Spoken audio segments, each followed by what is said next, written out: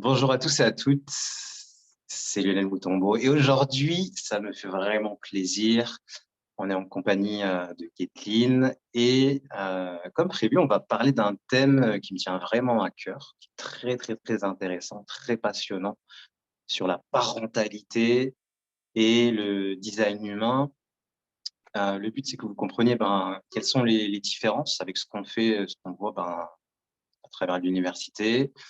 Est-ce qu'il y a des différences? Est-ce qu'il y a des choses à prendre en compte? Le but aussi, c'est que vous découvriez aussi une professionnelle qui travaille sur cette thématique-là, comment elle vit les choses, quel est son parcours, s'il y a déjà des petites pépites, qu'elle présente aussi son design, ses enfants, et qu'on puisse en apprendre un peu plus. Bonjour à toi, Kathleen, ça fait vraiment plaisir que tu sois là Hello. aujourd'hui. Moi, ça me fait très plaisir aussi, du coup, d'être là, de parler aussi de la parentalité, du human design, sont deux sujets qui me passionnent. Franchement, mon entourage, je pense que je les saoule vraiment à ce sujet-là. Et comment dire déjà, j'ai 30 ans, je suis maman de deux enfants. Les deux, ce sont des générateurs, manifesting générateurs. Moi, je suis projecteur, donc du coup, autant dire que je suis en PLS avec leur énergie fixe, très clairement. Mon mari, c'est pas un très gros renfort parce qu'il est projecteur aussi, donc c'est un peu compliqué. Mais, euh, mais c'est dire en fait à quel point ça a vraiment révolutionné notre parentalité du coup, parce que déjà quand tu deviens parent, ça vient bouleverser énormément de choses dans ton quotidien. Pour Hum, moi, on ne te prépare pas assez à ça. Alors forcément, tu as tout l'entourage qui te dit: «Oui, tu vas voir, c'est nouveau, tu vas tomber amoureux de ton enfant, tu verras, ça va vous chambouler, mais ça va le faire». Puis ils te partagent toute leur expérience, mais ça fait pas forcément sens chez toi. Puis alors tu as 50 échographies pour vérifier que le bébé va bien, mais tu as rien pour te dire ce que c'est que réellement. Et du coup, ouais, tu te formes un peu sur le tas. Donc ça faisait longtemps que j'étais passionnée par la parentalité. Enfin, avant, je faisais le BAFA, les trucs comme ça. Et du coup, en devenant maman et en vivant vraiment, ce bouleversement, du coup, ouais, je me suis je me suis plongée complètement dans les livres. Niveau human design, je suis une ligne 1, donc du coup, vraiment l'éternelle étudiante, enfin, j'en ai bouffé des livres, vraiment, des livres, des formations et après je suis tombée, en fait, sur, le human design. Je crois que mon fils, il devait avoir 9 mois à peu près. hum, Et ouais, ça a complètement transformé notre parentalité, en fait. Là où on était beaucoup, en boucle, en fait, je sais pas, à se flageller et se dire que, ouais, c'est compliqué d'être parent, qu'on ne comprend pas, que je suis une mauvaise mère, je comprends pas mon enfant, il est cassé. Enfin, on me dit qu'un enfant, ça dort, le mien, il dort pas. Donc j'ai fait des coachings, j'ai fait des formations sur comment bien endormir un bébé et tout. Et donc, du coup, on te rabâche des trucs où tu dis: «Ouais, ouais, ouais, OK». Et ça fonctionne toujours pas, en fait. Et du coup, tu te dis: «Attends, mais c'est pas possible, il y a un truc qui fonctionne pas avec moi». Surtout moi, avec ma ligne 1, où c'était genre: «Attends, moi, je n'ai pas compris une leçon, c'est pas normal». Et puis, du coup, tu découvres le HD et on te dit que ton fils, il est générateur et qu'il a une énergie débordante et tu te dis: «Ah d'accord, je comprends mieux».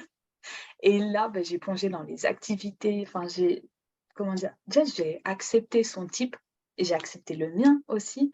Moi, j'ai grandi dans un conditionnement de générateur, donc du coup, c'était vraiment dur pour moi, genre tu une énergie fluctuante et tu dois attendre l'invitation. Moi, j'étais pas très d'accord avec ça. Donc du coup, c'est venir vraiment, accepter tout ça, le vivre. Et c'est surtout que pour moi, le human design, enfin, ça révolutionne la parentalité dans le sens où quand déjà tu apprends toute la théorie sur, le développement du cerveau de l'enfant, son développement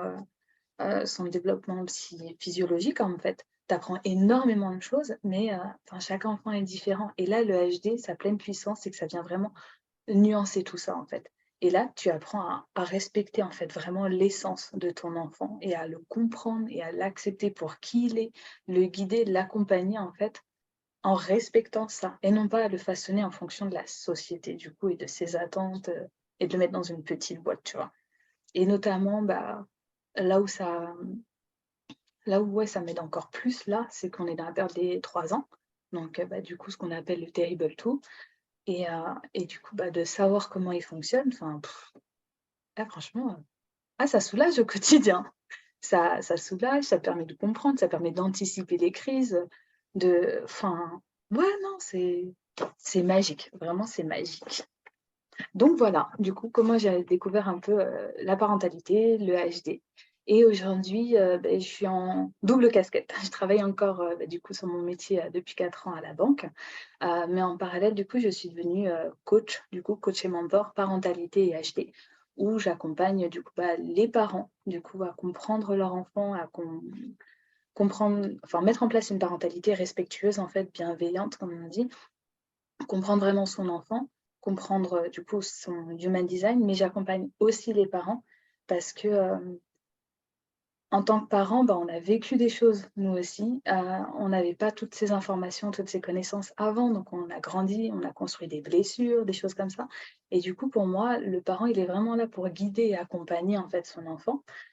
C'est Ouais, c'est le meilleur exemple. Pour moi, le meilleur exemple qu'on a à donner à notre enfant, c'est de travailler sur nous-mêmes, en fait, et de s'autoriser à être nous-mêmes, de se reconnaître, de travailler sur nos émotions, de les accepter, en fait, et de transmettre ce message à cet enfant d'amour. Genre, je m'aime pour qui je suis et je t'apprends à t'aimer pour qui tu es, en fait, et pas être dans l'attente de l'amour de quelqu'un d'autre, en fait, avant tout.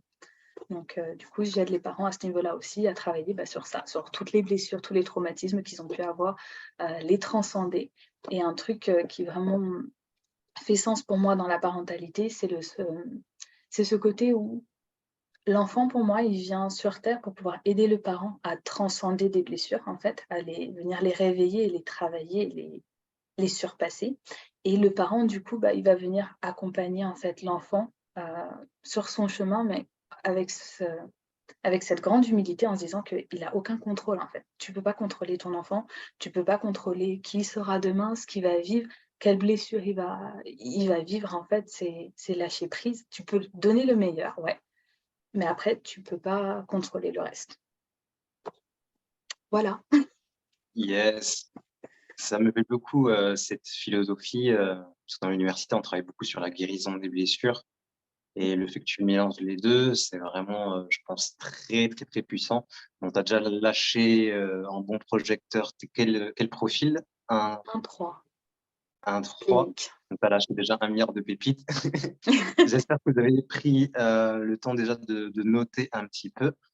Si vous avez des questions, n'hésitez pas à les poser, ceux qui sont là en live et ceux qui verront aussi cette interview en replay. Si jamais tu vois des questions dans le chat, n'hésite pas à répondre.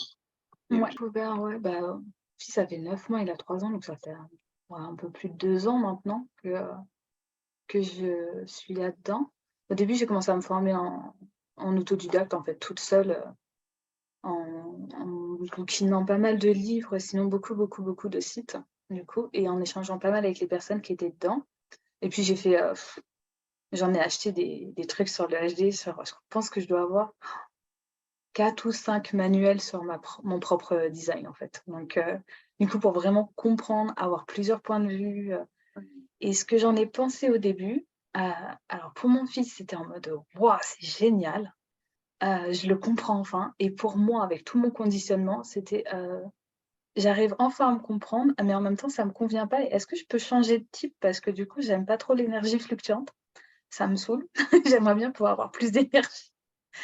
Mais du coup, après, j'ai réussi à travailler tout ça et à faire sauter toutes ces choses-là. Mais ça m'a ouais, en fait, en lisant déjà mon design, ça m'a comme, apaisée, rassurée, parce que je me suis dit: «Ah mais en fait, je suis pas folle». Genre, je comprends enfin pourquoi je fonctionne comme ça, et heu et du coup, c'est comme si, je sais pas, ça me donnait un aval, en fait. C'est comme si je m'autorisais moi-même, du coup, à être moi, en fait. Genre à dire, en fait, non, je suis comme ça, donc je vais l'assumer pleinement, quoi. Donc non, ça m'a fait beaucoup de bien. Alors après, il y a plein de termes techniques, mais du coup, comme je suis, ouais, ligne 1, j'adore, donc je suis allée creuser, en fait. C'est j'en veux toujours, toujours, toujours plus, et je suis obligée des fois de me dire: «OK, stop, je me calme et je reprendrai après». donc pour ceux qui ne savent pas, la ligne 1, c'est l'investigateur, c'est quelqu'un de très curieux qui aime bien creuser, creuser, creuser, avoir beaucoup d'informations. Et la ligne 3, moi je l'appelle l'explorateur, c'est quelqu'un qui va plus pratiquer, vouloir tester, s'amuser. Et ça, comment ça t'influence, ce côté ligne 3?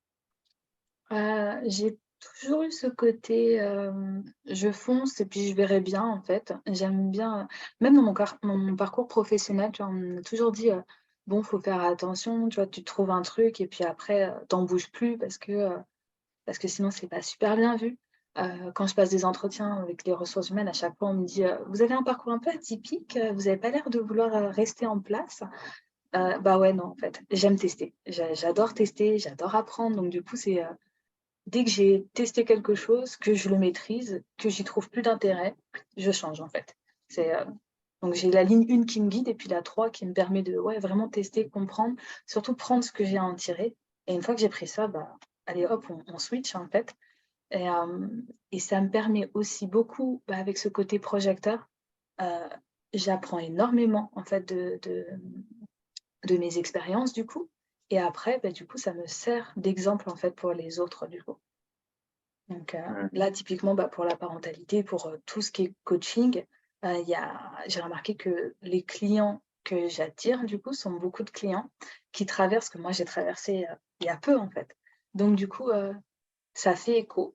Alors ça veut pas dire que c'est exactement ce que j'ai vécu parce qu'on a tous, voilà, nos petites particularités, surtout avec les blessures, mais c'est que du coup, il y a toujours ce petit truc de résonance, en fait, qui me permet de encore mieux les comprendre, mieux les accompagner et j'ai un des centres, bah, le plexus du coup qui est ouvert, donc je capte très facilement leurs émotions et ça me permet d'encore mieux ressortir tout ça. Donc tu vois, c'est encore une fois, c'est toute cette beauté, en fait, du human design où vraiment, on a chacun nos petites pépites, en fait et ça nous sert vraiment au quotidien, en fait. Du coup, tu parlais de tes centres ouverts. Est-ce qu'aujourd'hui, tu les utilises dans ta parentalité et dans ton métier? Est-ce que tu peux peut-être en détailler un peu plus? Ouais, alors, dans mon quotidien, la racine, ça me sert beaucoup. Le côté dernière minute, j'avoue que je me repose, pas mal dessus, en me disant: «Bon, j'ai plus trop d'énergie», je me pose et puis je verrai, dernier moment, je sais que je vais utiliser ce petit tu vois, un peu comme genre, je sais pas, dans les Mario, les trucs comme ça, tu vois? Tu as les petites flèches et ben, pour moi, la racine, c'est ça, c'est ce petit accélérateur où ça me permet d'accélérer un petit instant. Le plexus, du coup, la partie émotion, ouais, ça me sert beaucoup pour, mon fils, en fait, déjà, pour pouvoir, vraiment être dans le ressenti et l'empathie, et pour pouvoir l'aider aussi au quotidien parce que lui-même a ce plexus, ouvert et donc du coup, l'aider au quotidien à faire le tri, en fait, dans ses émotions. Un exemple concret, par exemple, sur, Human Design Parentalité, quand il y a eu la rentrée, ça a été super compliqué pour lui parce qu'il y avait énormément de cris, de pleurs et il s'est trouvé mais complètement déconcerté. Enfin, il était paniqué et c'était comme on fait beaucoup d'exercices de respiration, de méditation, d'ancrage, tout ça, bah, j'étais avec lui pour l'aider à se réancrer, en fait et lui dire: «OK, on fait le tri ensemble. Est-ce que ça t'appartient? Qu'est-ce que tu ressens? Où est-ce que c'est? Comment on l'évacue? Est-ce que vraiment c'est à toi ou est-ce que c'est aux copains?» et donc du coup, l'aider en fait à faire le tri de tout ça et je pense que j'aurais pas eu ce centre ouvert, tu vois? Bah, ça aurait été peut-être un peu plus compliqué parce que du coup, j'aurais ressenti mes émotions et je serais en mode, bah, enfin, c'est simple, tu vois? Colère, c'est colère, tristesse, c'est tristesse donc allez, on y va, on avance.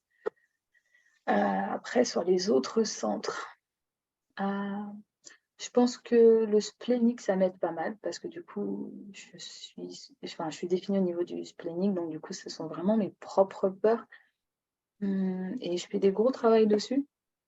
Donc du coup, ouais, les peurs des autres sur: «Ah mais tu verras quand tu seras maman, maman d'un garçon, c'est compliqué, maman d'une petite fille, c'est compliqué, mam» ça résonne pas spécialement chez moi, vraiment pas et du coup, ça va bien m'aider, ouais, au quotidien aussi, dans les coachings ou quand les autres vont essayer de me bullshiter un peu en me disant: «Ouais, mais voilà, j'ai peur de ci, j'ai peur de ça», bah, je vais pas hésiter à être cash, en fait, en leur disant: «Enfin, ça résonne pas chez moi et voilà ce que je ressens, en fait, au niveau de l'émotion et viens, on va travailler concrètement l'émotion plutôt que d'aller me raconter deux trois histoires, quoi».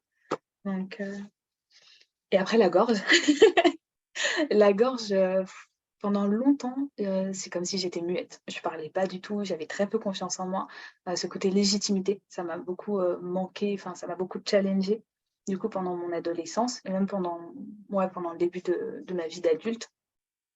Donc c'est vrai que quand j'ai découvert que j'avais la gorge définie et que j'avais cette capacité à m'exprimer, j'étais en mode: «Alors ça, c'est complètement faux» parce que, les présentations orales, tu m'entendais pas parler, enfin, j'étais, transparente et du coup, bah, pareil, en fait, c'est comme si une fois que tu as ta charte, comment dire? Tu sais tu sais où est-ce que tu es aligné, les points d'amélioration, où est-ce que tu dois aller, en fait, tu vois? C'est enfin, comment dire? Tu as une sorte de carte au trésor, en fait, tu vois? Mais du coup, tu as des petits pointillés et tu sais vers où aller, du coup. Tu es plus éparpillé. Donc et au quotidien, la gorge, ouais, ça m'aide bien, ça m'aide bien. Après, c'est vrai que des fois, mon mari me dit, de me taire parce que j'ai alors tendance à parler beaucoup. Et ce qui vient me challenger avec mon côté projecteur, par exemple, ce sera ce côté, parler sans invitation.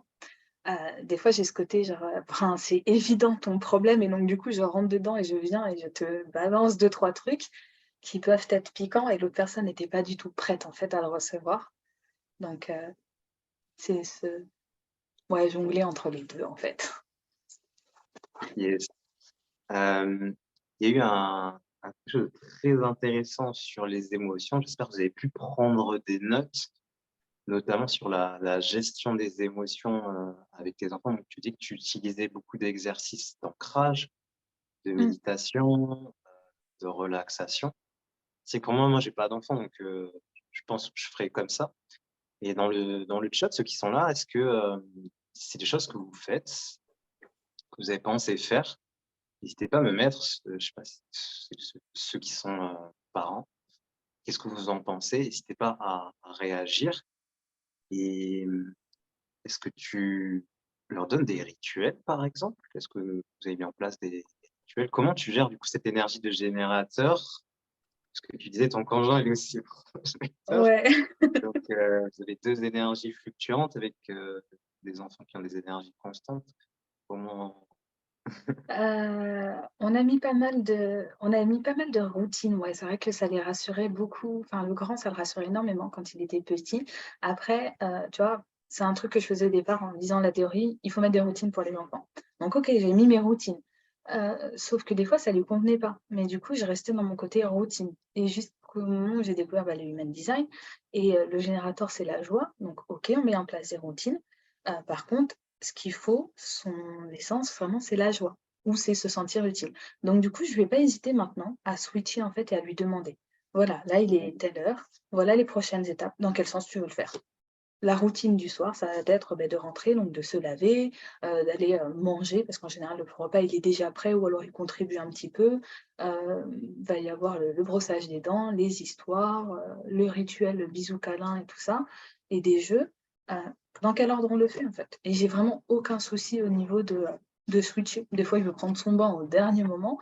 Bon, j'avoue qu'il y a des fois où ça m'arrange pas. Mais après, tant qu'on ramène de la joie, en fait, c'est fluide, c'est vraiment fluide. Donc ça, par contre, ça va être un gros challenge pour moi.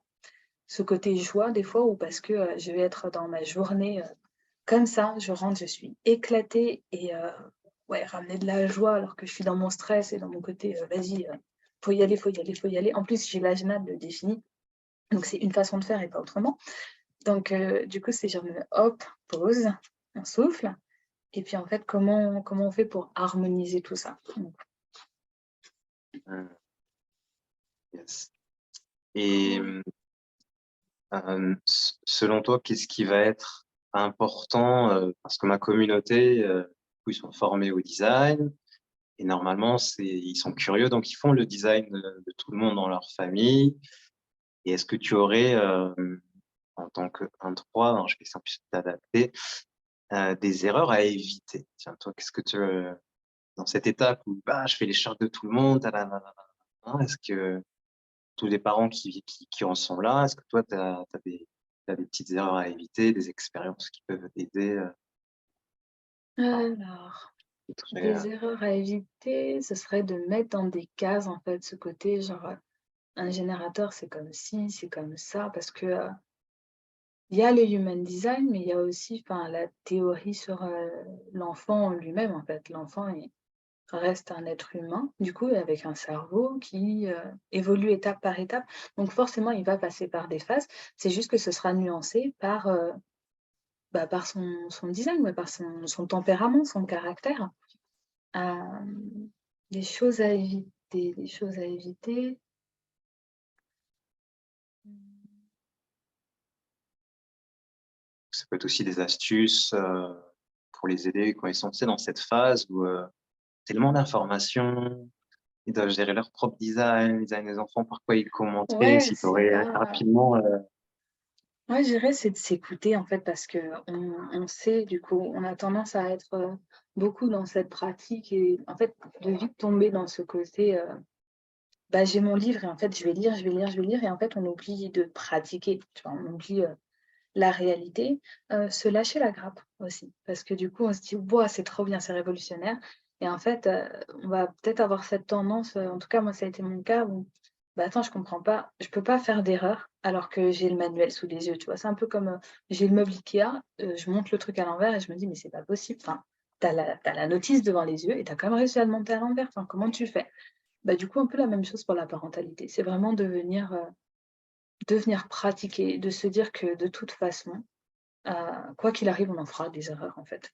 Mais c'est OK. Après c'est ce côté sortir de l'ego, en fait. On est beaucoup dans l'ego. On nous apprend, qu'il faut, être comme ci pour être le bon parent, être comme ça pour être, le bon mari, la bonne épouse, le bon salarié, le bon mais au final, enfin, c'est nous et nous-mêmes, du coup et être, entre guillemets, «être notre propre juge», mais empreint d'amour, du coup et non pas dans cet ego de: «Je dois bien faire, là j'ai mal fait, comment je fais pour rectifier le tir?» du coup.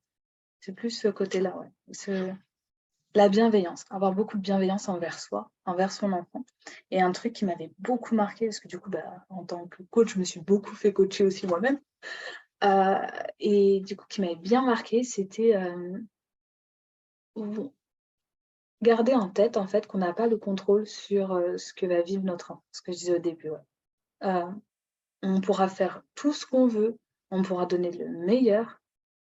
Notre enfant, quoi qu'il arrive, ça l'empêchera pas, en fait, des fois, de vivre un truc où nous, on s'est dit: «Mais j'ai super bien réagi» et en fait, l'enfant de se dire: «Ah là, papa, maman m'a trahi», quoi. Si je donne un exemple, concret, ça va être, je sais pas, l'enfant qui va se confier à son père en disant: «Ah regarde maman, tu vois, là, j'ai mon t-shirt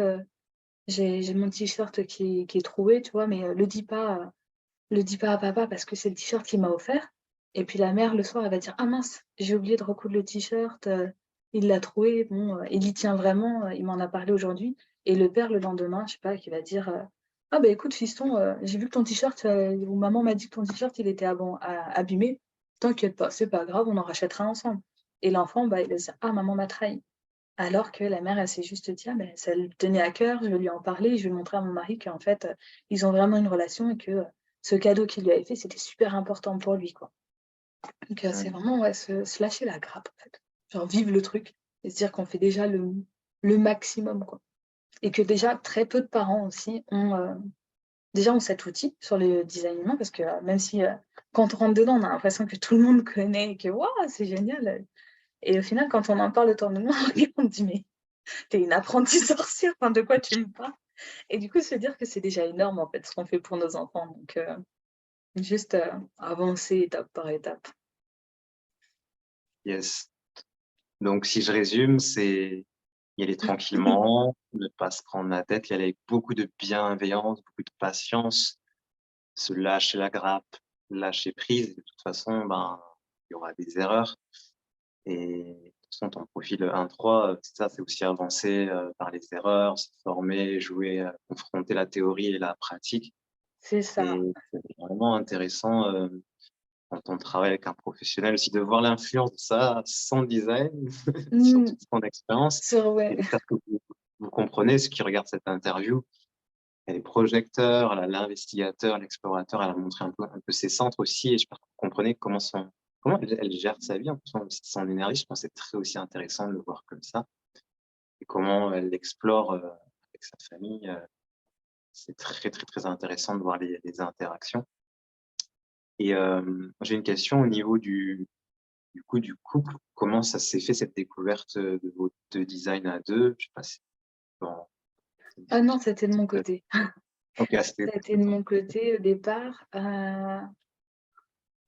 Alors, au début, c'était tendu. Du coup, quand, je suis devenue maman, parce que, bah, je traînais pas mal de blessures d'enfance, dont j'avais pas spécialement conscience, qui étaient là, mais pour moi, c'était: «Bon, j'ai tourné la page, en fait, donc on avance, tranquille, plus rien, on pleure pas» et au final, en devenant maman, c'est venu, ouais, c'est venu pas mal me travailler, beaucoup me travailler même.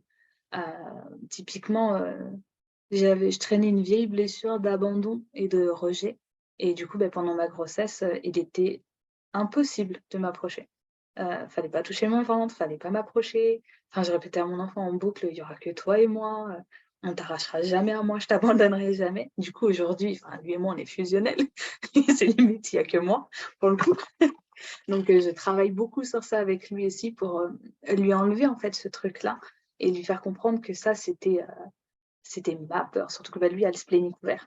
Donc du coup, lui faire comprendre que ça, c'était ma peur, que ça m'appartenait, que, il faut lâcher tout ça. Donc, et c'est assez impressionnant, comment, quand on travaille sur soi, ça fait avancer, les autres. Aussi bien les enfants, hein, que les adultes. Pour le coup, c'est mon fils qui m'a le plus bluffé ou quand j'ai vraiment transcendé cette blessure, d'abandon, du jour au lendemain, enfin, ces émotions au niveau de la séparation, enfin, elles se sont apaisées, quoi.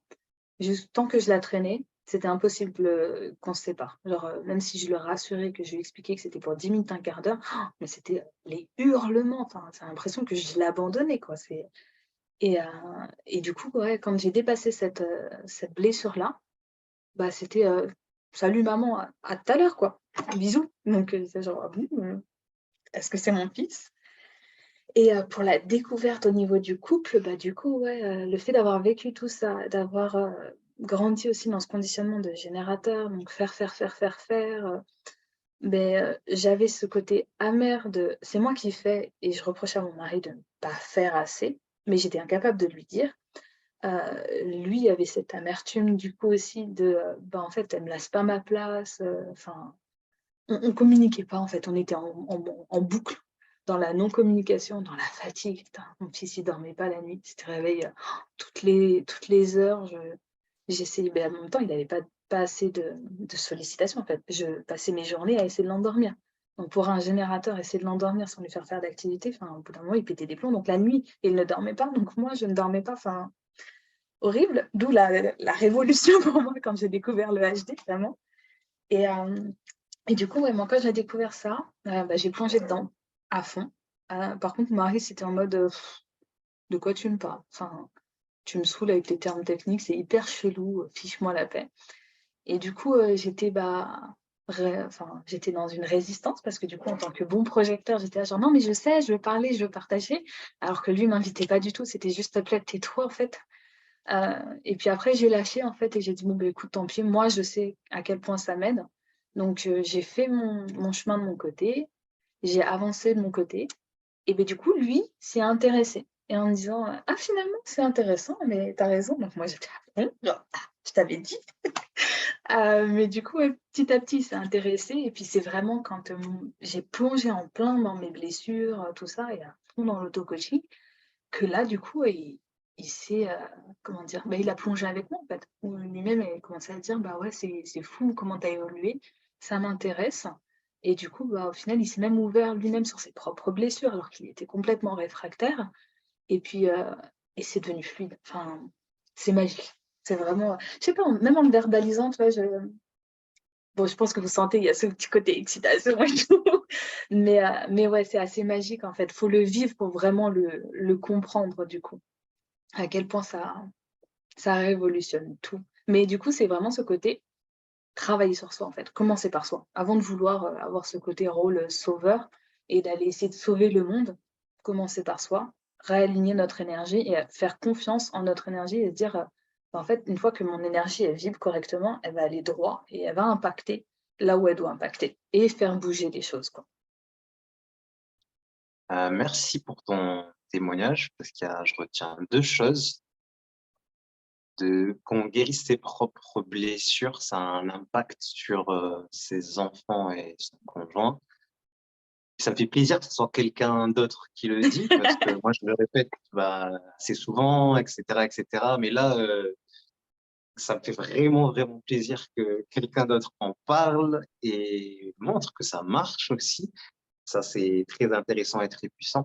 Et le deuxième aussi que je retiens, c'est ça sert à rien parfois de changer l'autre ou quand c'est fermé en face, ça sert à rien. Vaut mieux se recentrer sur soi-même, bosser, changer. Et la quantité d'énergie qu'on a mis à se changer va forcément impacter l'autre. L'autre va C'est se ça, dire: «Tu trop changé». c'est ça. Comment t'as fait là? C'est quoi ton C'est hashtag ça à moi? finalement, c'est bah, en fait, c'est que souvent on cherche cette solution miracle un peu genre en un claquement de doigts et en fait on cherche aussi à changer l'autre, parce qu'il y a des choses qui nous gênent, mais c'est pour éviter de nous regarder en fait, de regarder à l'intérieur et même quand, maintenant tu vois, c'est l'exercice que je fais, c'est quand je sens que quelque chose me provoque chez l'autre, c'est en fait de me dire: «Pourquoi ça me provoque?» Du coup, qu'est à quoi ça me renvoie? Et venir une fois de plus travailler sur moi, tu vois? Il y a des personnes de mon entourage où ouais, il y avait des choses qui me révulsaient, mais c'était pas possible. Enfin, j'étais arrivée à un point où j'arrivais même plus à être dans la même pièce qu'eux. Enfin, c'était genre épidermique, c'est ça, ah, c'est trop et du coup, je suis venue à regarder vraiment genre: «Mais pourquoi ça me travaille autant? Qu'est-ce qui se passe? Qu'est-ce que ça déclenche? Quelle émotion?» et alors maintenant, enfin, on est là, on se capte et puis voilà quoi, genre juste, on sera pas les meilleurs amis du monde, mais on va prendre les bons moments qu'il y a à prendre ensemble, tu vois? Et c'est je passe dans l'amour du coup, genre, Yes. Est-ce que dans le chat, vous avez des questions? N'hésitez pas. Et sinon, on arrive à la fin de cette petite interview. Ce qu'on va vous proposer, c'est, moi j'aime bien les petits ateliers, c'est de vivre déjà ensemble un atelier. Donc vous pourrez vous inscrire, je mettrai le lien en description de cette vidéo. Et ça sera sur les types d'énergie, la parentalité, on va pas mal échanger, vous aurez tout plein d'astuces, tout plein de choses vraiment intéressantes. Donc, si vous êtes parent ou en parentalité, inscrivez-vous. Je mettrai les liens en description sous cette vidéo, vous avez juste à cliquer, à vous inscrire. On vous donnera les dates. Si la date est déjà passée, ça sera en replay, ne vous inquiétez pas, donc n'hésitez pas à nous rejoindre. Si vous avez aimé déjà nos deux énergies ensemble et le parcours inscrivez-vous, ça va vraiment vous faire du bien dans votre famille. Je pense aussi que tu as pas mal d'autres outils que tu mélanges.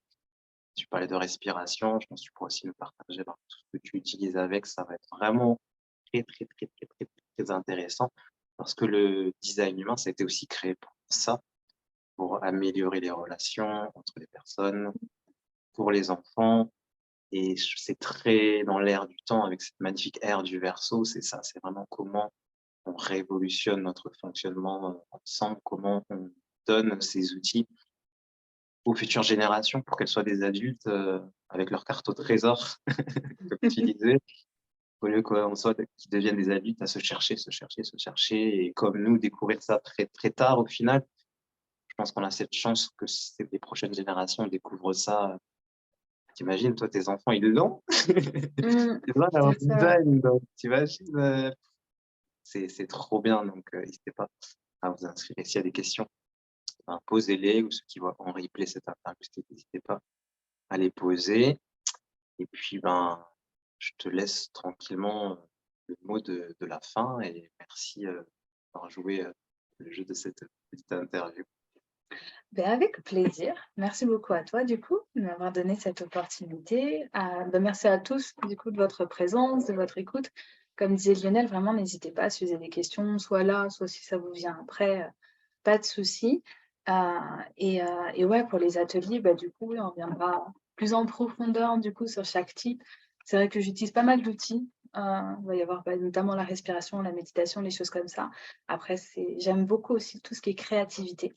Je suis à fond sur les activités, les choses du genre. Là, j'accompagne une cliente avec 2 enfants, générateurs, manifesting générateurs et ça va être, du coup, pour le grand qui est générateur, ça va être de venir, l'accompagner sur, beh, l'apprentissage à l'école, en fait. C'est, révolutionner l'éducation, par exemple. C'est ce côté casser les codes, en fait et se dire: «Il y a qu'une seule façon de faire». Pourtant, j'ai un âge indéfini, mais venir ramener, en fait, de la joie, de l'amusement, de la spontanéité donc du coup, on pourra aborder tout ça justement dans Yes. l'atelier sur ouais, comment transcender une parentalité, comment vivre la parentalité réellement plutôt que, comment répondre, aux critères d'un bon parent. Excellent, super excellent. Et j'espère que vous avez aimé cet échange. Euh, inscrivez-vous, posez vos questions, on viendra y répondre. Et puis on se retrouve du coup pour cet atelier. Je vous donnerai toutes les informations, vous pouvez vous inscrire. Et puis, on vous dit à très bientôt. L'atelier sera disponible aux membres, bien sûr, des niveaux 1, 2 et 3. Ça sera dans cette vie. On vous fait des gros bisous. Faites les chartes à vos enfants, à votre conjoint, votre conjointe. Hein. Je mettrai aussi le calculateur, mais vous savez où le trouver. C'est très, très, très intéressant. C'est très, très, très passionnant et ça va vraiment vous aider à avoir de meilleures relations. Voilà pour ma petite conclusion. Bah, je t'invite à conclure, cher projecteur. Et puis on va terminer. Bah, comme tu disais, ouais, le fait de faire les chartes des autres, ça aide en fait. Quand on, comment dire, quand on connaît sa charte, du coup, et qu'on connaît la charte de l'autre, c'est un peu comme si on savait, on sait comment interagir, du coup. Moi, ce que je mets en application tout le temps, ça va être la communication non violente, notamment, parce que du coup, ben, c'est, franchement, pour moi, c'est l'outil parfait dans la communication, du coup. Donc, tu connais ta charte, tu connais la charte de l'autre, tu fais la communication non violente et puis après, bah, ligne 3, tu expérimentes. Tu expérimentes, mais du coup, ça apaise énormément et pour, le côté parentalité, c'est vraiment garder en tête que, bah, vous faites déjà le meilleur, en fait. Vous faites déjà tout ce que vous pouvez, que ça soit pour, vos enfants, pour ceux qui ne sont pas parents, mais pour les enfants de votre entourage et de se dire que vous travaillez sur les adultes de demain. Donc du coup, si vous êtes là déjà, si vous êtes dans l'académie, c'est que déjà vous faites énormément de choses pour vous, pour les autres et donc du coup, bah, un grand merci franchement et continuez comme ça. Juste continuez comme ça, en envoyant de l'amour, mais déjà envers vous et après envers les autres. Yes, merci beaucoup. Donc, retrouvez-nous dans cet atelier. Et puis, il y aura d'autres choses aussi qui sont en préparation. Ne vous inquiétez pas. Pour moi, ça me tient vraiment à cœur de développer ce département en parentalité dans l'université. Il y aura aussi des choses au niveau 3, hein, les praticiens, en train de vous construire un module en parentalité pour que vous puissiez aussi avoir des outils HD, donc design humain, mais aussi d'autres outils pour que vous puissiez, peut-être comme Kathleen, vous lancer dans l'accompagnement des familles, des parents, des enfants, des adolescents. Donc voilà, on aura Kathleen, on aura aussi notre intervenant, peut-être qu'il y en aura d'autres, mais ça me tenait vraiment à cœur de pouvoir aussi participer à ce que les générations futures aient des outils quantiques, des outils très intéressants. Ce que j'aime bien aussi chez toi, c'est ce côté pratique. Bon, moi, je suis 6-3, donc j'ai 2 fois la pratique qui est intéressant. Et merci pour ta belle énergie. Et je mettrai de toute façon les liens des programmes de l'université, les ateliers, pour ceux qui veulent aussi devenir praticiens avec cette spécialisation qu'on est en train d'ouvrir en parentalité énergétique. N'hésitez pas à nous rejoindre, à vous inscrire. Vous aurez tous les cours en design plus des modules spéciaux avec Kathleen. C'est le bonheur. À très bientôt dans l'université. N'hésitez pas à vous abonner, ceux qui regardent cette vidéo sur YouTube, à mettre la petite cloche. Et puis, j'essaierai comme ça de vous proposer des professionnels qui ont une belle énergie, un beau parcours et qui ont intégré leur design humain, qui ont fait des choses très intéressantes. Encore une fois, merci à toi pour ton témoignage et ton Bah, partage. avec plaisir. À très, très bientôt.